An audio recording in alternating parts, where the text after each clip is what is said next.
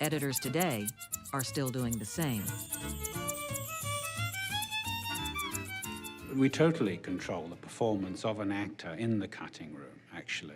A lot of them won't admit that. Most actors learn very early on that the editor is the one to make friends with, because their performance depends a great deal on the editor and the taste and the talent of the editor. We'll see dailies, and take 5 is spectacular. It is great, but there's also something wonderful in take 7 and take 4 and take 3. Sometimes those and an actor will see it on screen and say, wow, that was terrific, you used take 5.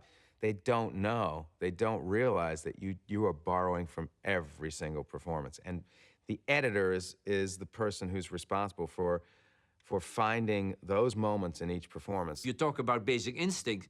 I think to a large degree, the great performance that Sharon is giving there is also constructed by Frank. He spent an enormous amount of time in selecting every part of every take that he felt was important.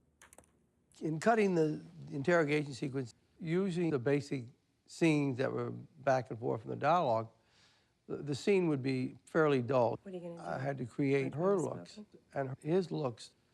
They were manufactured. They weren't really shot that way.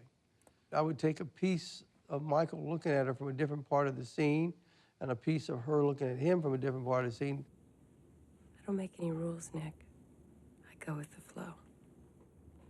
Sharon asked if she could see it, and I said, yeah, it's done. And Sharon came upstairs and said, you must remove that scene. And I said, what scene?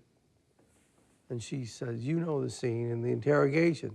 But they were all afraid, I think, that these shots would hurt her performance.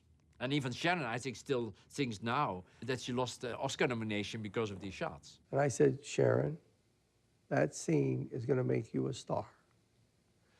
And Paul said to her, you shot it, you know what I was doing, and basically I like it.